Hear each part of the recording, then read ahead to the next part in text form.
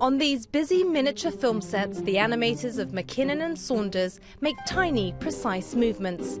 It takes patience to bring puppets to life. What you're seeing here is the Postman Pat studio. All of the puppet characters are stop motion animated, which, as you know, means that we move them one frame at a time. We have 6 animators shooting in the studio, all on a set like this, all at the same time. And each one of them, if they're working really, really hard, will turn out about 11 seconds of finished animation per day.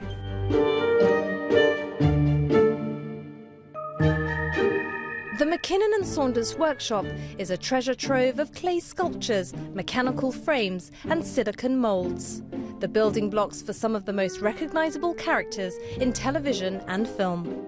They are pioneering stop-motion animators, the artists of choice to make real whatever gothic fantasy director Tim Burton can imagine.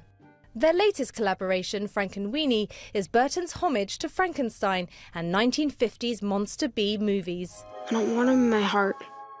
I want him here with me. The film is an electrifying contender for the Best Animated Feature Oscar. Sparky, you're alive! Tim approached us about Frankenweenie, but back probably about 6 or 7 years ago, because he originally conceived the film, and it was done as a live-action film when he, back in the early 80s when he was at Disney. But I think he really wanted to retell the story using stop frame animation because he thought he could develop the personality of the dog Sparky, the central character. It's a bit too much texture to me. It was a labour of love for Burton, slow, laborious work for the animators.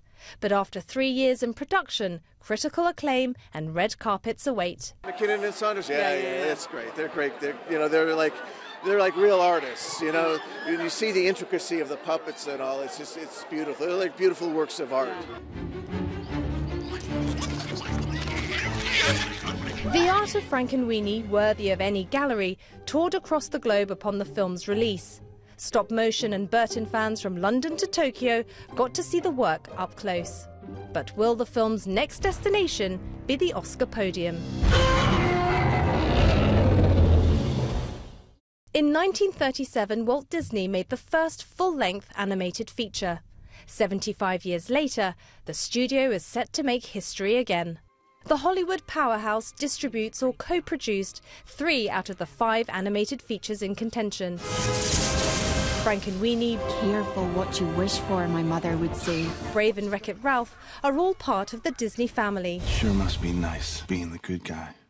Despite the efforts of the other contenders, a band of misfit pirates and a lonely boy with paranormal powers, the real winner of the night could be Disney Studios. Aisha Dergahi, CNN, London.